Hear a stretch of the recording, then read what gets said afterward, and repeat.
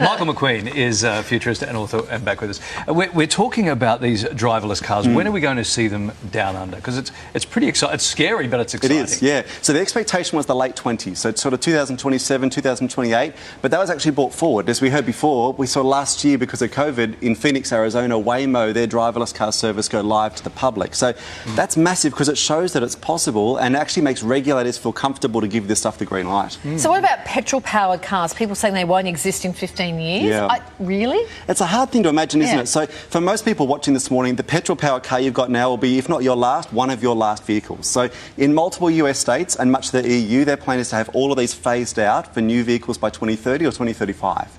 Now in Australia, we've got less than 1% of new cars are electric vehicles. We've got a long way to catch up. But the interesting thing is these are becoming far more viable.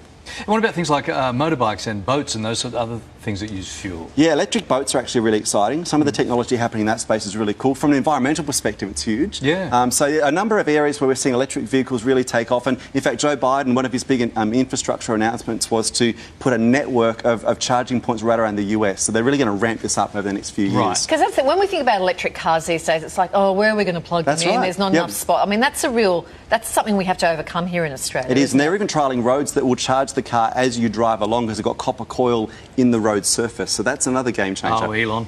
The uptake of electric cars will also put pressure on our energy sector, clearly.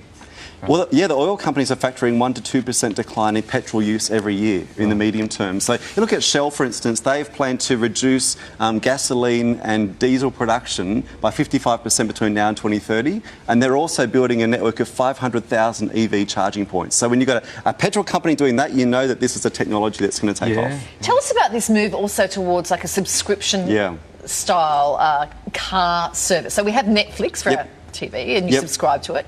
They're going to do this with cars? Yeah, so that's been in the works for a while. So a couple of car makers have tried this and not had success. So GM and Mercedes tried this, but it sort of fell flat.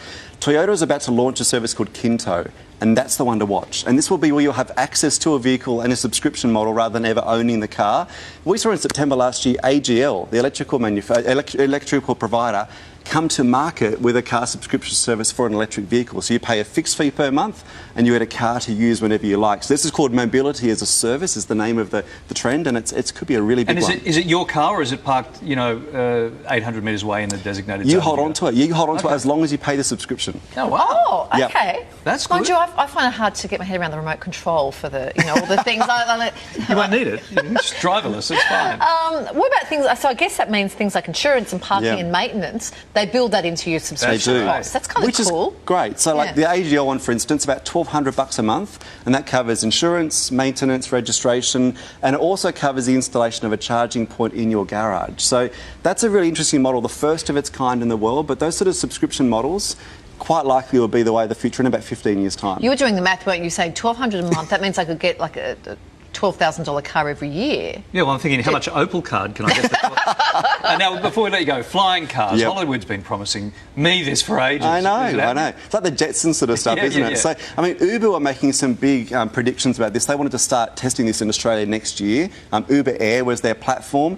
Last year was pretty tough. No one much was driving in Ubers, so they've actually shed a lot of non-core businesses. So they've actually shed their drone business. Look at that. But look at one called Kitty Hawk. So Kitty Hawk are based in New Zealand, co-funded by Larry Page from Google, and they're developing some amazing driverless, airborne driverless cars stuff. So we saw, in fact, last month, United Airlines are going to put $1 billion into getting passenger drones to drop people at the airport. So that's a big thing when you've got an airline willing to sink $1 billion into this technology. Like, a subscription to a car sounds great, but I really want a subscription to that. Yes, and Larry would like his drone to drop him directly into seat 1A.